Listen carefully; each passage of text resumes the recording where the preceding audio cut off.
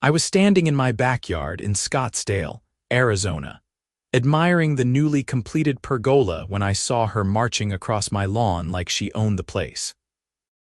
Sharon Whitfield, president of the Sunset Ridge Homeowners Association, clutched a manila folder against her chest, her face twisted into that particular expression of righteous indignation I had come to know all too well in the 6 months since I moved into this neighborhood. "Mr.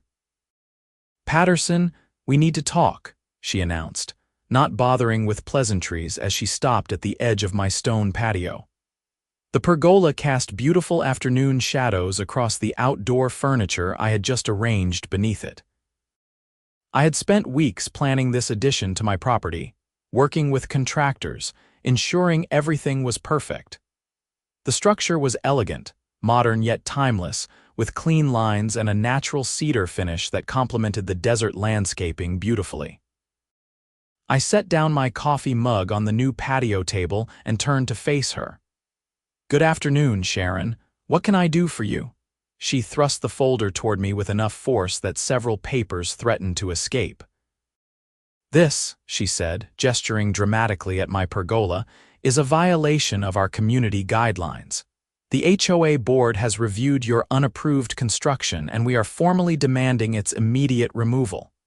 I felt my jaw tighten. Unapproved. I submitted my architectural plans to the HOA 3 months ago. I received written approval from the Architectural Review Committee before breaking ground. I have the documentation in my office. Sharon's lips pursed into a thin line. That approval was issued in error. The structure exceeds the allowed dimensions for backyard improvements, and the style is not consistent with our community aesthetic. The board has voted, and the pergola must be removed within 30 days, or you will face daily fines of $200. "That's ridiculous," I said, trying to keep my voice level. "This pergola is 15 feet by 12 feet, well within the maximum footprint specified in the guidelines. I read every single page of those documents before I hired my architect.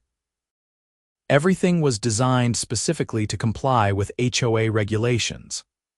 The guidelines state that any structure must maintain architectural harmony with the primary residence," Sharon countered, flipping open her folder and jabbing a finger at a highlighted section.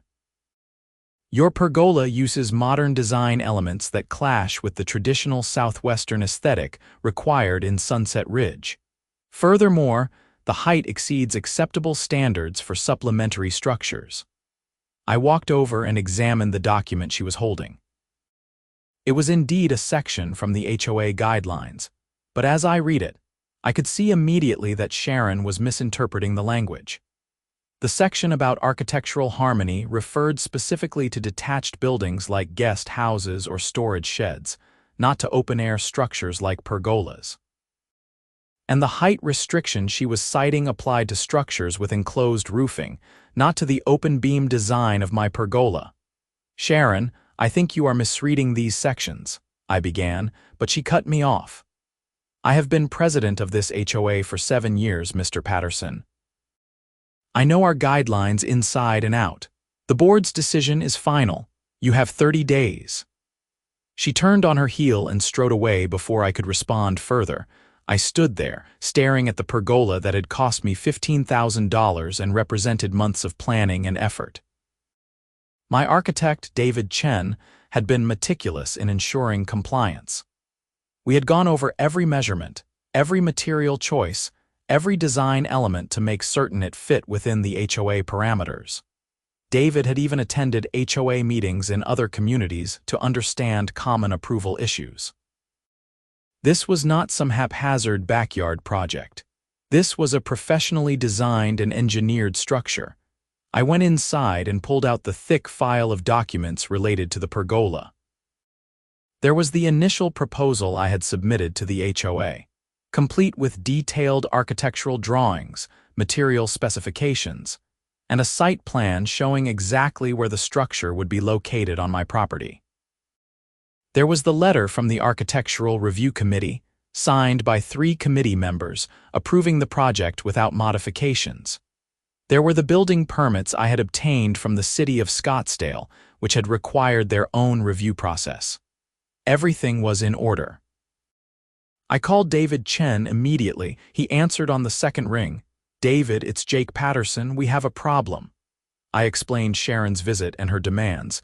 There was a long pause on the other end of the line. "That doesn't make any sense," David finally said. "I designed that pergola specifically to comply with your HOA guidelines. I have a copy of those guidelines in my files. We went over every single requirement together." Did she specify exactly which requirements we supposedly violated? I read him the sections Sharon had cited. I could hear him typing on his computer, presumably pulling up his own copies of the documents. "Jake, she's completely wrong," David said flatly. "Those sections don't apply to your pergola." Section 4.7, which deals with architectural harmony, specifically states that it applies to structures over 200 square feet with enclosed walls.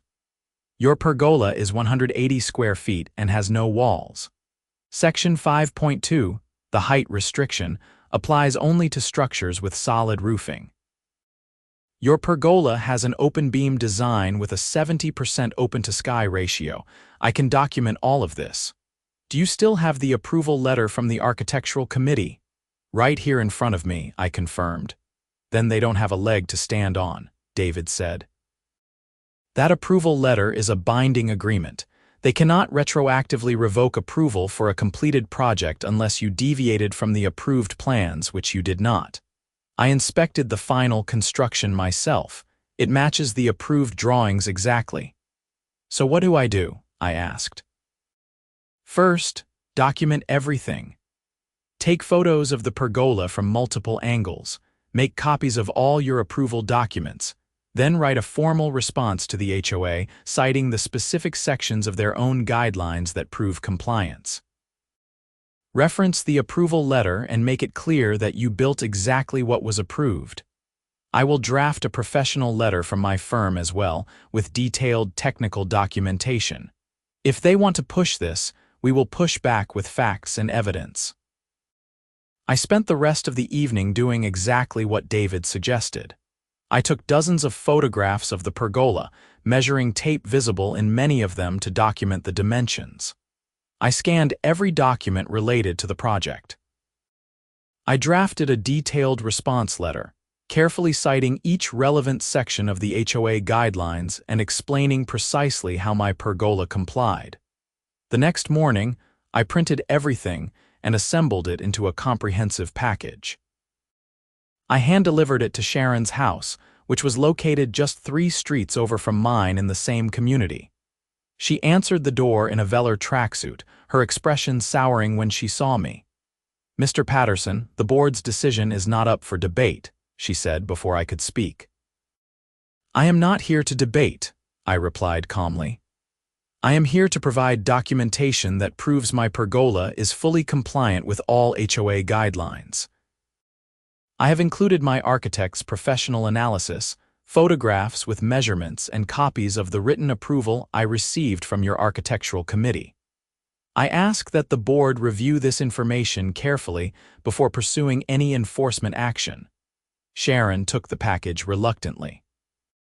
"The board will review it, but I doubt it will change anything. Our guidelines are clear." "Yes, they are," I agreed. "That's why I am confident my pergola complies." Over the next week, I heard nothing from the HOA. I began to hope that my documentation had resolved the issue. Then, on a Tuesday evening, I found a new letter in my mailbox. It was from the HOA, but this time it was not from Sharon personally. It was on official letterhead, addressed from the entire board. The letter stated that the board had reviewed my documentation and remained unconvinced. They were now citing additional violations I had allegedly committed. According to this new letter, my pergola was too close to the property line, the cedar finish was not an approved color, and I had failed to submit a separate landscaping plan for the area beneath and around the pergola. The 30-day deadline remained in effect, and they were now adding a requirement that I submit a removal plan for board approval. I read the letter 3 times, my frustration mounting with each pass. These were entirely new complaints, none of which had been mentioned in Sharon's initial visit. It felt like they were moving the goalposts, inventing new violations to justify their predetermined conclusion. I called David again. They have changed their argument completely. Now they are claiming the pergola is too close to the property line, the color is wrong, and I needed a separate landscaping plan. What is the setback requirement in your guidelines? David asked. I flipped through my copy. Structures must maintain a minimum 10-foot setback from rear and side property lines. And how far is your pergola from the nearest property line? 12 feet. We measured it carefully during the planning phase specifically to exceed the minimum requirement. Then that claim is false and easily disproven. What about the color requirement? I searched through the guidelines. I do not see any specification about pergola colors. There is a section about house paint colors, but it lists about 30 approved shades and notes that variations are permitted with committee approval. And your cedar is a natural stain, correct? David asked. Yes, a clear protective stain that preserves the natural wood color. So it is not even painted, which means the paint color guidelines do not apply. What about the landscaping plan? I kept searching. The guidelines require landscaping plans for projects that significantly alter existing landscaping or drainage patterns. We did not alter any landscaping. The pergola was built on my existing stone patio. David was silent for a moment. Jake, they are making things up. These are not good faith interpretations of unclear rules. These are false claims. You need to respond in writing again, but this time I think you should also consult with an attorney who specializes in HOA disputes. This is starting to look like harassment. The word harassment hung in the air. I had not wanted to think of it that way, but David was right. The HOA was not enforcing legitimate rules. They were inventing reasons to force me to remove a structure they simply did not want, despite having approved it. I asked David to recommend an attorney. He gave me the name of Patricia Vega, a lawyer in Phoenix who had handled multiple HOA cases. I called her office the next morning and explained the situation. Patricia listened carefully, asking pointed questions about the timeline, the documentation, and the specific claims the HOA had made. When I finished, she said, "Mr. Patterson, I would like to review all your documents. Based on what you have told me, it sounds like the HOA may be in breach of their own governing documents. In Arizona, HOAs have significant authority, but they are not unlimited. They must follow their own rules, and they cannot enforce regulations in an arbitrary or discriminatory manner. If they approved your pergola and you built it according to the approved plans, they cannot simply change their minds without cause." I scanned all my documents and emailed them to Patricia's office. 2 days later, she called me back. "Jake, you have an extremely strong case," she said. "Your pergola clearly complies with all applicable HOA guidelines. The approval you received from the Architectural Committee is a binding decision. The new violations they are claiming are either demonstrably false or based on misapplied regulations. I recommend that we send a formal legal letter to the HOA, putting them on notice that any attempt to fine you or force removal of the pergola will be challenged in court." "Will that work?" I asked. "Or will it just make them more hostile?" "It might make them more hostile," Patricia admitted. "But it will also make them aware that you are serious and that you have legal representation. Many HOA boards back down when they realize a homeowner is prepared to fight, especially when the homeowner is clearly in the right. The board members can be held personally liable if they violate their own governing documents or if they act in bad faith." "Let's do it," I decided. Patricia drafted a letter that was professional but firm. It outlined the complete history of the pergola project, cited every relevant HOA guideline that proved compliance, and specifically refuted each violation the HOA had claimed. It concluded by stating that any fines or enforcement actions would be challenged through all available legal channels, including litigation if necessary. Patricia sent the letter by certified mail to ensure there was a record of delivery. Sharon signed for the letter on a Friday afternoon. By Monday morning, I received a phone call from a man who identified himself as Robert Torres, vice president of the HOA board. "Mr. Patterson, I received a copy of the letter your attorney sent to the board," he said. His tone was cautious, diplomatic. "I want you to know that not all board members are in agreement about this pergola issue. I personally reviewed your documents, and I believe your structure is compliant. However, Sharon has been very insistent that there are violations." "Why would Sharon be insistent if the pergola complies with the guidelines?" I asked. Robert hesitated. "Between you and me, I think she just does not like how it looks. She has made comments about modern design elements not fitting the neighborhood character." But personal aesthetic preferences are not grounds for enforcement action. I am trying to convince the other board members to drop this matter, but Sharon has a lot of influence. "What can I do?" I asked. "Keep documenting everything," Robert advised. "And be prepared to attend the next board meeting. It is scheduled for next Thursday at 7 p.m. at the community clubhouse. Homeowners have the right to address the board during the open forum. If you come with your documentation and make your case publicly, it might sway some of the other board members. Sharon has been controlling the narrative, but if you present the facts directly, that could change things." I thanked Robert for the information and immediately began preparing for the board meeting. David agreed to attend with me, bringing his own set of technical documents and visual aids. Patricia advised me on how to present my case effectively and what legal points to emphasize. The week crawled by. I found myself constantly thinking about the meeting, rehearsing what I would say. The situation had consumed far more time and mental energy than the pergola itself had taken to build. I resented that Sharon's baseless crusade was forcing me to become an expert in HOA law and governance just to defend my own property rights. Thursday evening finally arrived. I drove to the community clubhouse with a folder full of documents, photographs, and notes. David met me in the parking lot, carrying a large portfolio with mounted photographs and architectural drawings. We entered the clubhouse together. The main room was set up with a long table at the front for the board members and several rows of chairs for residents. About 15 people were already seated, apparently there to observe or to raise their own issues. Sharon sat at the center of the board table, flanked by 4 other board members. She saw me enter and her expression hardened. The meeting began with standard procedural items, including approval of the previous meeting's minutes, a financial report, and updates on various community maintenance issues. I listened impatiently, waiting for the open forum portion where residents could speak. Finally, Sharon announced, "We will now open the floor to homeowner comments. Each speaker will have 5 minutes. Please state your name and address for the record." I stood and walked to the front.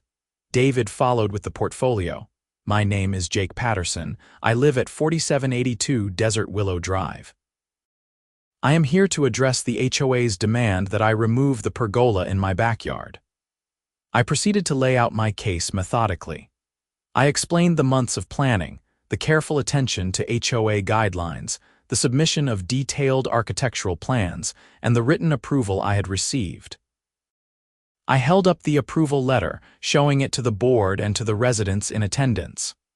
"This letter, signed by 3 members of your architectural review committee, gave me explicit permission to build this pergola," I said. "I built it exactly according to the approved plans. Not a single element was changed or modified. The contractor followed the architectural drawings to the letter." I then addressed each violation the HOA had claimed. I showed photographs with visible measuring tapes proving the setback distances. I quoted the guideline sections that Sharon had misapplied, explaining clearly why they did not apply to my pergola. David stood and presented the architectural drawings, using a laser pointer to indicate specific design elements that ensured compliance.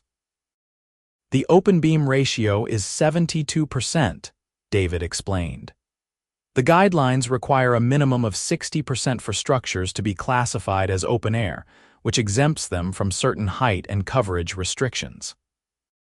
The footprint is 180 square feet, under the 200 square foot threshold for structures requiring additional review. Every material used is listed in the Approved Materials Appendix. This pergola was designed by a licensed architect specifically to comply with your regulations. When we finished, there was a moment of silence. Then a woman in the third row raised her hand. Sharon acknowledged her. "I am Jennifer Marks, 4823 Sagaro Lane. I walk past Mr. Patterson's house regularly. His pergola is beautiful and looks completely appropriate for the neighborhood. I do not understand why the board is demanding its removal." Several other residents nodded in agreement. Another man stood. "Tom Brennan, 4791 Desert Willow Drive. I am Mr. Patterson's next-door neighbor. My property shares a fence line with his. I have no objection to the pergola. In fact, I think it enhances the neighborhood. If this is about property lines or impact on adjacent homeowners, I want it on record that I fully support the structure." Sharon's face was flushing red. The board's concern is not about individual preferences. It is about enforcing our community standards consistently. "But he followed the standards," Jennifer pointed out. "He just showed us the approval letter. How can you enforce a rule against something you already approved?" Robert Torres, the vice president who had called me earlier, leaned forward. "I think Jennifer raises a valid point. Sharon, we approved Mr. Patterson's plans. The architectural committee reviewed them and issued written approval. Unless he deviated from those plans, I do not see how we can demand removal." "The approval was issued in error," Sharon insisted. "The committee did not properly apply the guidelines." "That is not Mr. Patterson's fault," Robert countered. "If our committee made an error, that is our responsibility, not his. He acted in good faith, following our process correctly.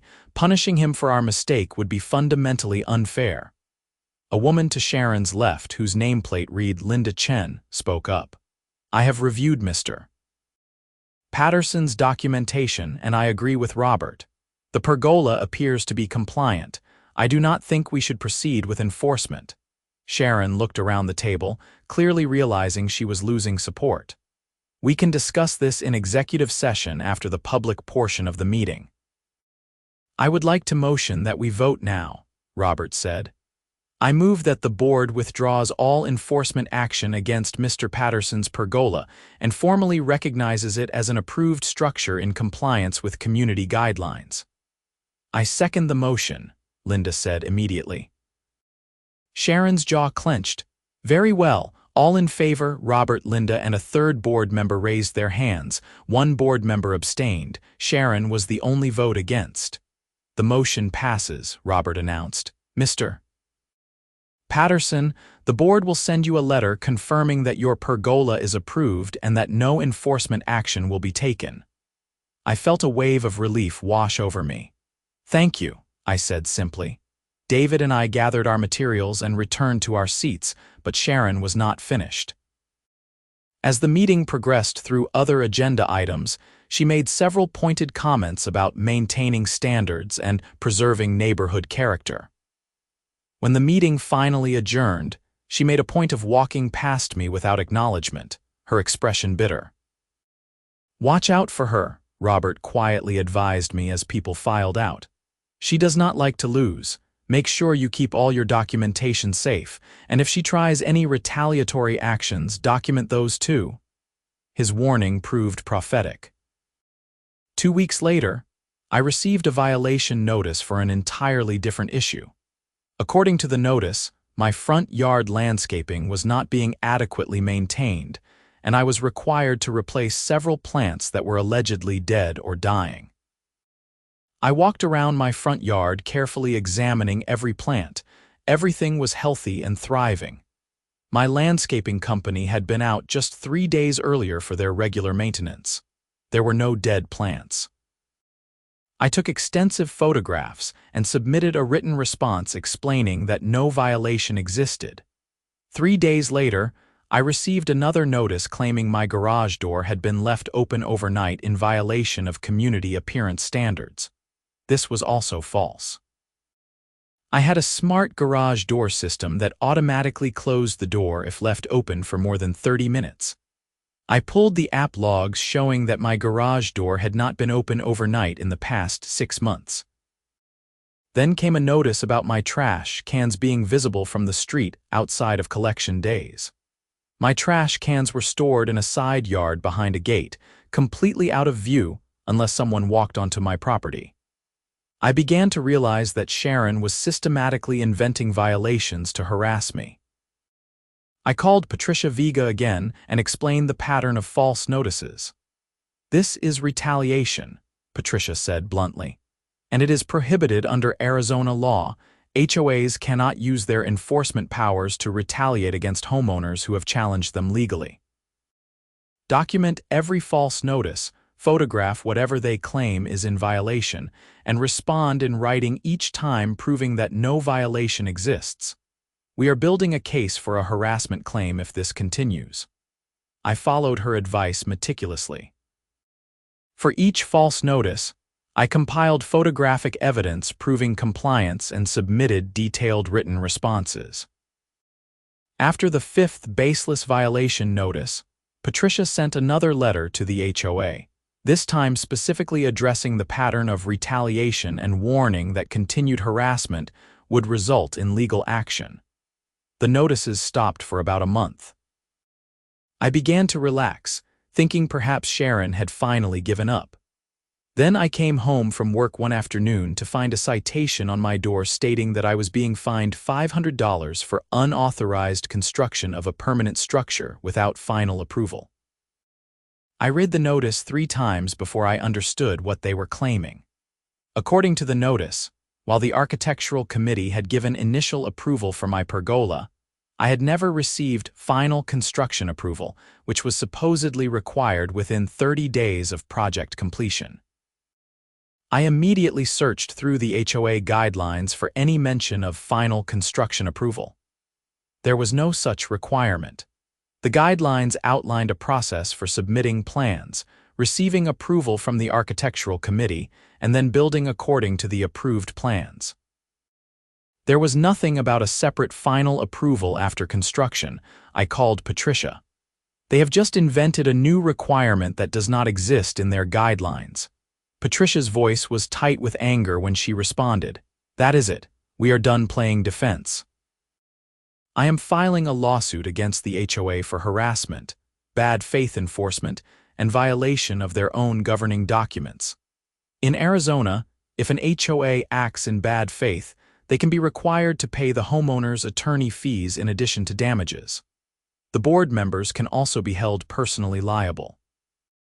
It is time to make this expensive for them." "Are you sure?" I asked. "I do not want to be that guy who sues his HOA. "Jake, they have left you no choice," Patricia said firmly. "They approved your pergola. You built it correctly. They lost the vote to enforce against it. Now they are inventing violations to punish you for defending your rights. This is textbook bad faith.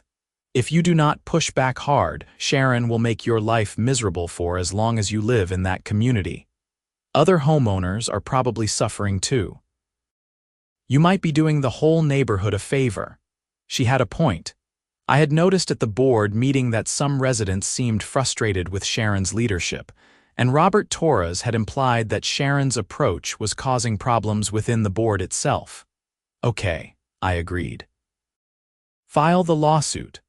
Patricia prepared a comprehensive complaint alleging breach of the HOA's governing documents, bad faith enforcement, harassment, and intentional infliction of emotional distress.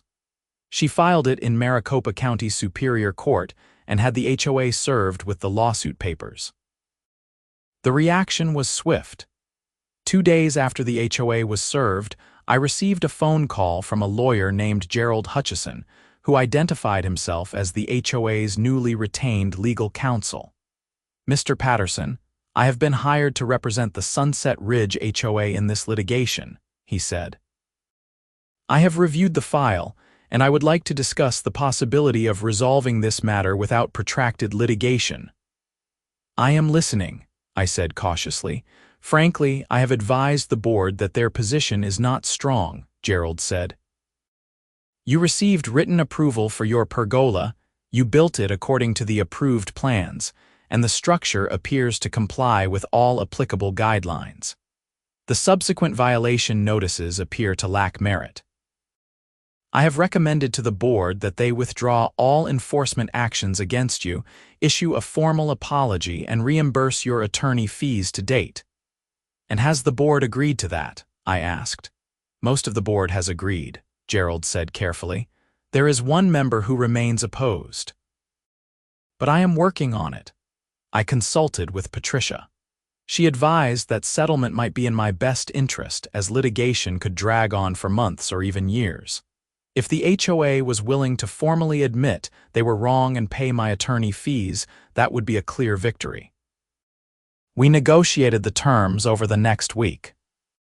The settlement agreement required the HOA to issue a written statement confirming that my pergola was approved and compliant, to withdraw all pending violations and fines, to refrain from any further enforcement actions related to the pergola or any retaliatory actions, and to pay $15,000 to cover my attorney fees and costs. In exchange, I would dismiss the lawsuit and release any additional claims against the HOA. The agreement was contingent on approval by the HOA board. Gerald scheduled a special board meeting to vote on the settlement. Patricia advised me to attend so I could see the vote firsthand. The special meeting was held on a Wednesday evening. The atmosphere was tense when I arrived. All 5 board members were present, along with Gerald Hutchison and a handful of residents who had apparently heard about the meeting through neighborhood gossip. Gerald presented the proposed settlement terms to the board. He explained clearly why he believed litigation would likely result in a judgment against the HOA, potentially for even more than the settlement amount once court costs and additional attorney fees were factored in. Robert Torres spoke first. I have been saying from the beginning that we should not have pursued this. Mr. Patterson followed our process correctly. This settlement is fair and puts the matter to rest. I vote to approve. Linda Chen agreed. I vote to approve as well. The third board member, a man named Frank Morrison, said, I abstained from the original vote because I was uncertain, but I have educated myself on the issues and I now believe Mr. Patterson is in the right. I vote to approve the settlement. The fourth board member, a woman named Deanne Foster, looked uncomfortable. I defer to our attorney's judgment. If Gerald believes this is our best option, I vote to approve. All eyes turned to Sharon.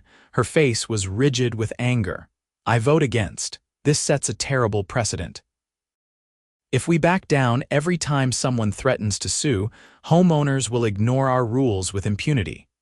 Sharon, with all due respect, we are not backing down from enforcing rules, Robert said. We are correcting our mistake. We approved Mr. Patterson's pergola.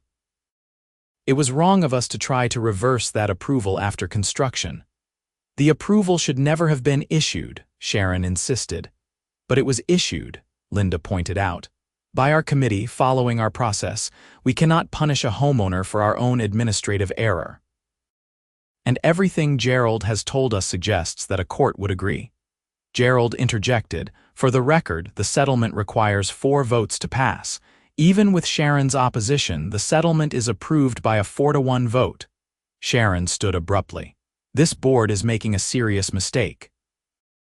Mark my words, this will lead to chaos in our community.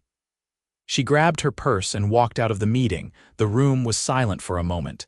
Then Robert said quietly, I think we need to have a serious discussion about leadership, but that is for another time. Gerald, please proceed with finalizing the settlement. Over the next week, the settlement documents were prepared and signed. The HOA issued a formal letter to all residents stating that my pergola had been approved by the Architectural Committee and was in full compliance with community guidelines. They also sent me a check for $15,000, covering all of Patricia's fees and the costs of David's time preparing documentation. I thought the matter was finally over. But 3 weeks later, I came home to find Robert Torres standing in my driveway with a concerned expression. "Jake, can we talk for a minute?" he asked. "Of course. What is going on?" Robert glanced around as if checking whether anyone might overhear. "The board held a vote last night. Sharon has been removed as president.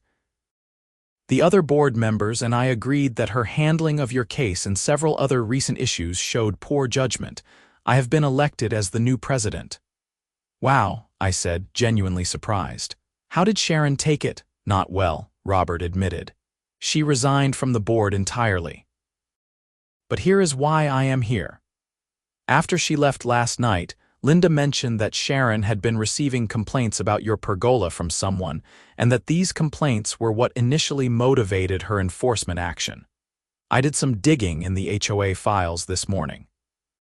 "Jake, there were never any complaints. Sharon made them up." I stared at him. "She fabricated complaints." "It appears so," Robert confirmed. "I found her notes from the architectural committee meeting where your pergola was approved. She was not on the committee, but she sat in as president. According to the notes, she objected to the approval, but the committee voted 3-0 to approve your plans. It looks like Sharon decided to override that decision on her own authority after construction was completed." "That is abuse of power," I said. "It is," Robert agreed. "And it gets worse. I started reviewing other enforcement files after I found this. Sharon appears to have targeted several homeowners over the past year with questionable violations. There is a pattern of her using HOA enforcement to settle personal grudges or to enforce her personal aesthetic preferences beyond what the guidelines actually require." "What are you going to do?" I asked. "The board is going to conduct a comprehensive review of all enforcement actions from the past 2 years, Robert said. "If we find other cases like yours where homeowners were wrongly cited or fined, we will reverse those decisions and refund any money collected. We are also going to revise our enforcement procedures to include better oversight and checks on presidential authority. Sharon had too much power to act unilaterally." "That is good," I said, "but I am worried about retaliation. Sharon knows where I live." Robert nodded seriously. "I understand. If she does anything at all that seems like harassment or retaliation, document it and report it to the police. And let me know. The board will support you." I thanked Robert and went inside. I felt vindicated but also unsettled. The fact that Sharon had been willing to abuse her authority so blatantly made me wonder what else she might be capable of. For the next few weeks, things were quiet. I enjoyed my pergola, hosting dinners for friends and spending weekend mornings reading beneath its shade. The weather in Scottsdale was perfect in the evenings, and the pergola made my backyard feel like a resort. Then, on a Saturday morning, I was awakened by pounding on my front door. I stumbled downstairs in my pajamas and opened the door to find 2 Scottsdale police officers standing on my porch. "Are you Jake Patterson?" one of them asked. "Yes, what is this about?" "We received a report of a building code violation at this address. Anonymous complaint stating that you have an unpermitted structure. We need to inspect your property." I felt a chill. "Officers, my pergola is fully permitted. I have all the documentation. And I have reason to believe this is a false report made in retaliation." The officers exchanged glances. "Sir, we still need to verify. Do you have the permits available?" "Yes, give me just a minute." I retrieved the file with my city building permits and the approved inspection documents. The officers reviewed them carefully. "These look legitimate," one officer said. "Do you know who might have filed a false report?" I explained the entire situation with the HOA, Sharon's removal from the board, and her pattern of harassment. The officers took notes and gave me a case number. "If you receive any more false reports or any other form of harassment, document it and reference this case number," the officer advised. "If there is a pattern, we can investigate further." After the officers left, I immediately called Robert Torres and told him what had happened. "That has to be Sharon," Robert said angrily. "Nobody else would have motivation to file a false report. Jake, I am going to talk to the board." We may need to consider banning Sharon from HOA property and events if she continues this behavior. Can you do that to a former board member? I asked. If she is harassing residents, yes, Robert confirmed. Our governing documents give the board authority to restrict access to community facilities for anyone engaging in behavior that threatens the peaceful enjoyment of the community. Harassment qualifies. 2 days later, I came home to find my mailbox had been vandalized. Someone had spray-painted a crude message across it, "Rule Breaker." I took photographs and filed a police report referencing the previous case number. The officer who responded was the same one who had come about the building code complaint. He examined the mailbox and the surrounding area. "Mr. Patterson, I remember your case. I am going to recommend that detectives follow up on this. You clearly have someone targeting you." I also installed security cameras covering my driveway, front yard, and backyard. If Sharon or anyone else was going to continue harassing me, I wanted video evidence. 3 nights later, the cameras caught something. At 2:30 in the morning, a car pulled up slowly in front of my house. A figure got out, walked quickly to my front yard, and appeared to be scattering something across my lawn. The person then got back in the car and drove away. The camera footage was not clear enough to identify the person definitively, but I could see it was a woman with a build similar to Sharon's, and I could read most of the license plate. In the morning, I discovered what had been scattered: weed seeds. Hundreds of them, scattered across my carefully maintained front lawn in a deliberate attempt to ruin it. I called the police immediately and showed them the camera footage. The detective who came to take the report ran the partial license plate and confirmed it belonged to a vehicle registered to Sharon Whitfield. "Mr. Patterson, this is criminal mischief and potentially harassment," the detective said. "I am going to contact Miss Whitfield for an interview. Based on this footage and the pattern of behavior you have documented, we may recommend charges."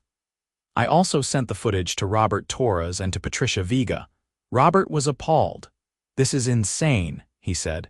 "Jake, the board is going to send Sharon a formal cease and desist letter. And I am going to recommend that we report this to the community at the next board meeting. Residents need to know that she is engaging in criminal behavior." Patricia was more direct. "We are filing for a restraining order. This has gone beyond HOA disputes. This is stalking and harassment. Sharon needs to be legally prohibited from coming near you or your property." Over the next week, events moved quickly. The police interviewed Sharon, who denied everything despite the video evidence. The detective told me that Sharon had claimed the person in the video was not her, and that the license plate reading must have been incorrect. However, when pressed, she could not provide an alibi for where she was at 2:30 in the morning on the night in question. Patricia filed for a restraining order in Maricopa County Court. The petition detailed the entire history of Sharon's behavior: the baseless HOA violations, the retaliation after I challenged her, the false police report, the mailbox vandalism, and the weed seed incident. The court granted a temporary restraining order and scheduled a hearing for a permanent order. Sharon was served with the restraining order at her home. According to Robert, who heard about it through the neighborhood gossip network, she had a complete meltdown, screaming at the process server that she was the victim and that I was the one harassing her. The hearing for the permanent restraining order was scheduled for a Thursday afternoon. I took the afternoon off work and went to the courthouse with Patricia. Sharon appeared with her own attorney, a nervous-looking young man who seemed overwhelmed by the situation. The hearing was conducted before a judge who reviewed all the evidence methodically. Patricia presented the timeline of events, the documentation of false HOA violations, the police reports, and most importantly, the security camera footage showing Sharon's car and a person matching her description vandalizing my property. Sharon's attorney argued that the video was not conclusive and that the HOA disputes were unrelated to the vandalism incidents. But when the judge asked Sharon directly if she could explain why her car was on my street at 2:30 in the morning, She had no answer. Miss Whitfield, the evidence presented here is compelling, the judge said. The pattern of behavior suggests ongoing harassment of Mr. Patterson. The video footage, while not perfectly clear, is sufficient when combined with the license plate evidence and your lack of an alibi. I am granting the permanent restraining order. You are to have no contact with Mr. Patterson, directly or indirectly. You are not to go within 300 feet of his residence. Violation of this order can result in criminal penalties, including arrest and jail time. Do you understand? Sharon's face was pale.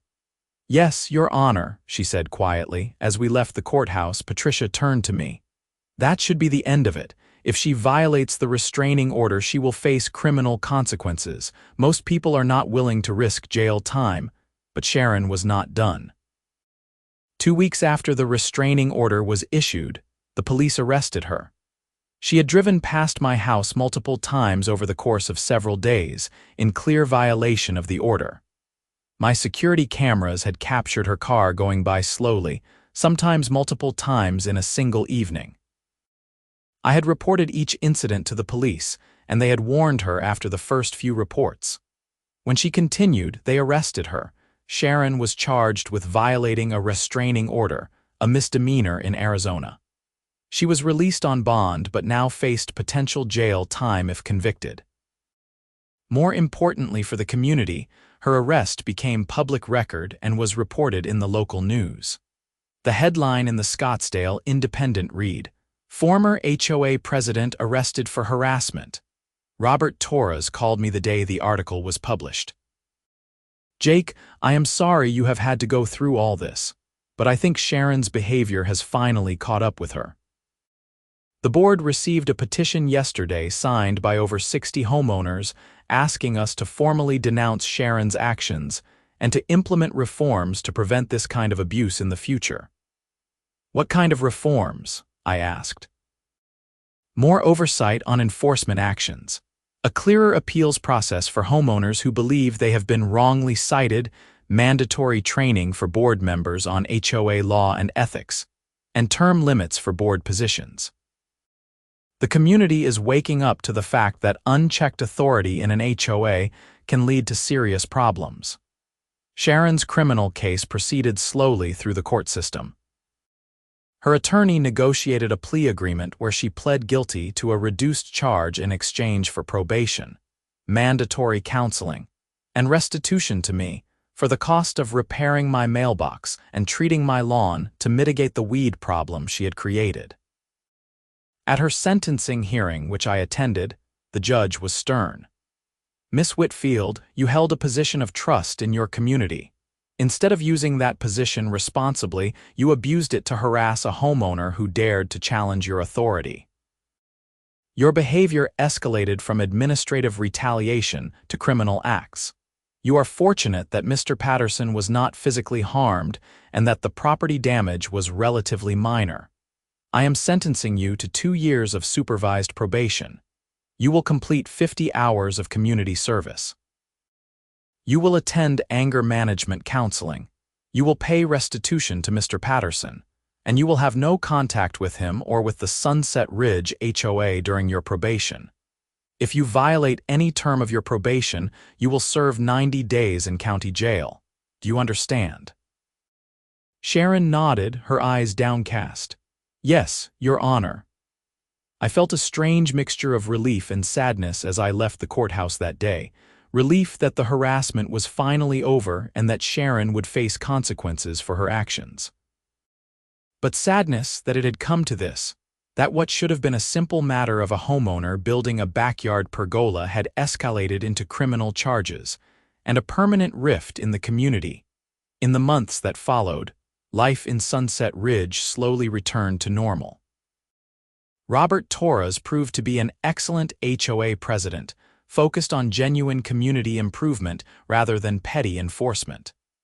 The board implemented the reforms that residents had requested, creating a more transparent and accountable governance structure.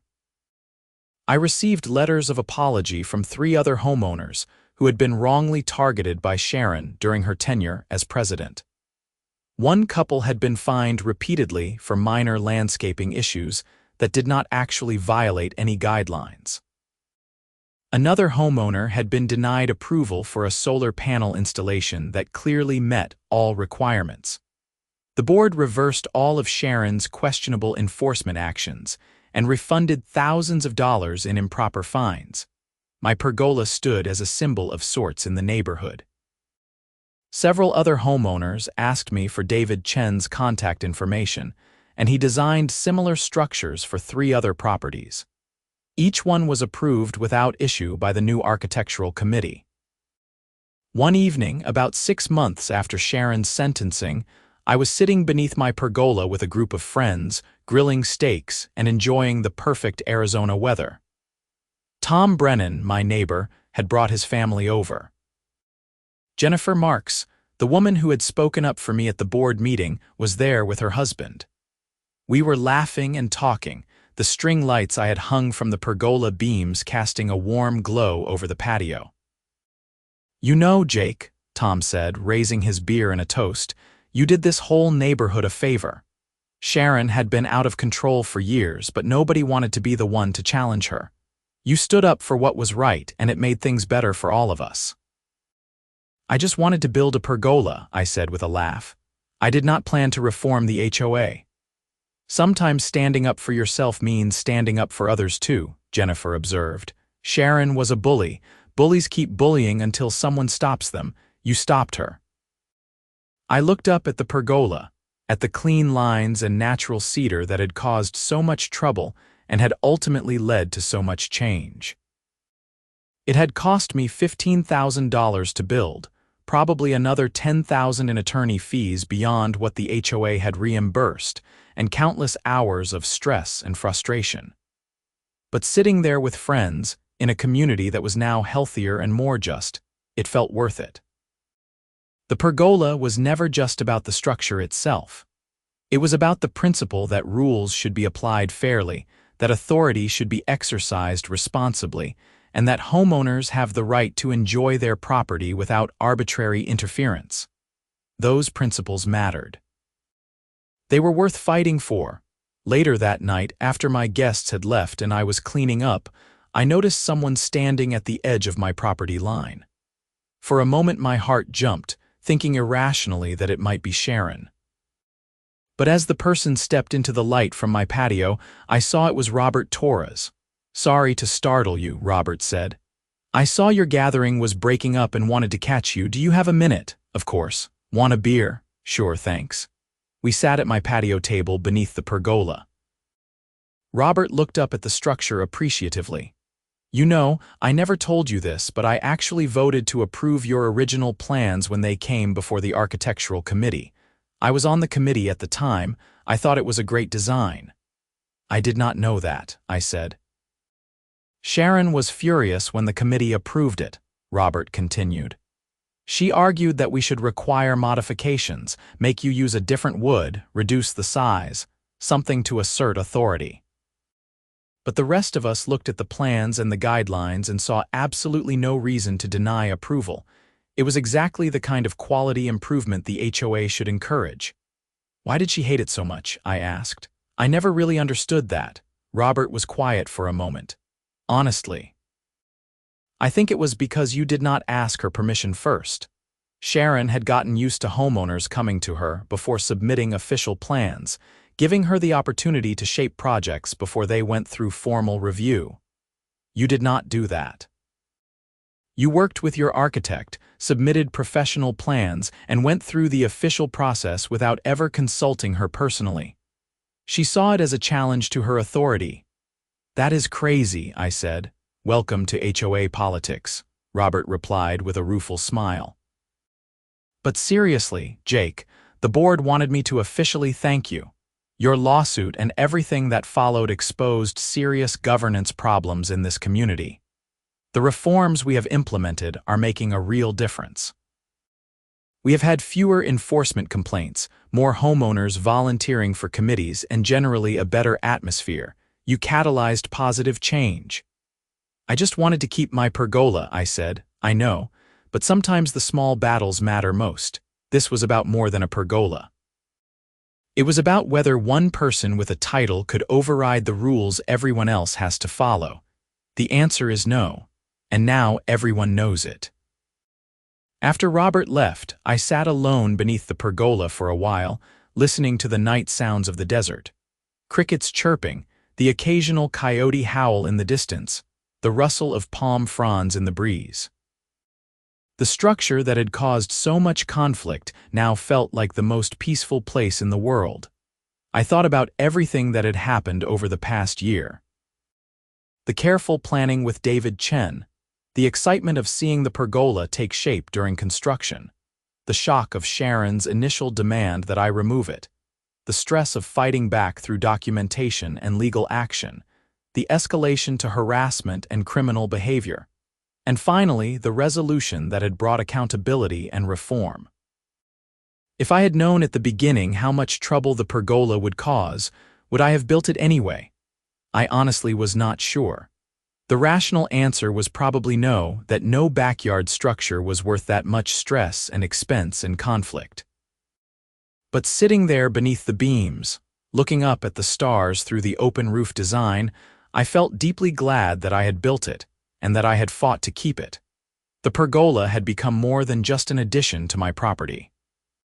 It was a testament to the importance of standing up for what is right even when it is difficult. It was a reminder that rules and processes exist for a reason, and that those in authority must be held accountable when they abuse their power. And it was proof that one person, armed with facts and determination, could challenge injustice and prevail. In the end, the Sunset Ridge HOA did not want my pergola gone. Sharon Whitfield wanted it gone, and she had used the HOA as a weapon to pursue her personal vendetta. But when forced to actually examine the facts, the community and the board recognized that I had done nothing wrong. Justice, though delayed, had prevailed. I finished my beer and went inside, leaving the pergola standing strong and beautiful in the moonlight. Tomorrow I would use it again, and the day after that, and for years to come. It would age gracefully, the cedar weathering to a soft silver gray, the beams providing shade and beauty for countless gatherings with friends and family. Sharon's harassment had failed. The HOA's unjust enforcement had been reversed, and my pergola, built to code and in full compliance with every applicable rule, remained exactly where it belonged. In my backyard, approved and legal, a quiet victory for homeowners' rights and reasonable governance. The story could have ended there, and in many ways it did. But life has a way of adding unexpected epilogues. About a year after Sharon's sentencing, I received a letter forwarded through Patricia Viga's office. It was from Sharon herself. Patricia had screened it first to ensure it did not violate the restraining order, and she advised me that I had no obligation to read it. But curiosity got the better of me. The letter was handwritten on plain stationery. Sharon's handwriting was neat and controlled, the letters perfectly formed. "Mr. Patterson," it began formally, "I am writing this letter as part of my counseling process. My therapist has encouraged me to take responsibility for my actions and to make amends where possible. I want you to know that I recognize my behavior toward you was wrong. I allowed my personal feelings about neighborhood aesthetics to cloud my judgment and to justify actions that were inappropriate and ultimately illegal. I used my position in the HOA to pursue a vendetta against you when you had done nothing wrong. I am sorry for the stress, expense, and fear I caused you. I am working on understanding why I reacted so strongly to your pergola and to your refusal to defer to my preferences. My therapist believes I have control issues stemming from other areas of my life, and I was projecting those issues onto my HOA role. That is no excuse, but it is an explanation. I do not expect you to forgive me. I simply want you to know that I acknowledge the harm I caused and I am genuinely sorry. Sharon Whitfield." I read the letter twice. It seemed sincere, though I had no way to know for certain. I showed it to Patricia, who observed, "Apology letters are often part of court-ordered counseling. It may be genuine or it may be a box she is checking. Either way, you do not need to respond unless you want to. I thought about it for several days. Finally, I wrote a brief reply, also through Patricia's office to maintain the proper distance. Miss Whitfield, I received your letter. I appreciate that you are taking responsibility for your actions. I hope your counseling is helpful and that you find healthier ways to deal with stress and conflict in the future. I have moved on from these events and I wish you well. Jake Patterson. I never heard from Sharon again. According to neighborhood gossip, she sold her house in Sunset Ridge about 18 months after her arrest and moved to a different part of Scottsdale. I hoped she had genuinely learned from the experience and that she was finding a healthier path forward. As for me, life in Sunset Ridge continued peacefully. The pergola aged beautifully, just as I had imagined. I added climbing vines along the sides, which filled in over a couple of growing seasons and created a lush, green canopy effect. The structure became a favorite feature for everyone who visited my home. Multiple guests asked for photos of it to share with their own contractors. David Chen used photographs of my pergola in his portfolio, and it led to several new clients for his architectural firm. He sent me a bottle of excellent scotch as a thank you for being a client willing to stand up for good design. Robert Torres served 3 years as HOA president and then stepped down, having transformed the culture of the board and established strong governance practices. The reforms he implemented remained in place, and subsequent boards continued the more balanced, fair approach to community management. I stayed involved with the HOA at a distance, attending meetings occasionally and voting in board elections. I never wanted to serve on the board myself, having seen firsthand how much drama and stress it could involve. But I made sure to support candidates who shared Robert's philosophy of fair, transparent governance. 5 years after I built the pergola, I was sitting beneath it on a Sunday morning reading the newspaper when my phone rang. It was Tom Brennan, my neighbor. "Jake, you have got to see this," Tom said, sounding excited. "Check the HOA Facebook page." I pulled up the page on my phone. The top post was from the current HOA president, a woman named Angela Reed. The post featured multiple photos of beautiful pergolas, tasteful backyard improvements, and upgraded landscaping from throughout the community. The caption read, "Celebrating our homeowners' investments in their properties. These thoughtful improvements enhance our entire neighborhood. Remember that the Architectural Committee is here to help guide your projects, not to create obstacles. Let's continue making Sunset Ridge a place where we can all enjoy our homes to the fullest." One of the featured photos was of my pergola, now lushly framed with mature vines and clearly well-loved. Angela had tagged my address and added a comment. This pergola was one of the projects that helped our community learn the importance of fair, consistent application of our guidelines. Thank you to all the homeowners who have improved our neighborhood with beautiful, compliant additions. I smiled and set down my phone, from a symbol of conflict to a featured example of community improvement. The transformation was complete. That afternoon, I hosted a barbecue beneath the pergola. Friends and neighbors gathered, kids played in the yard, and the smell of grilled food filled the air.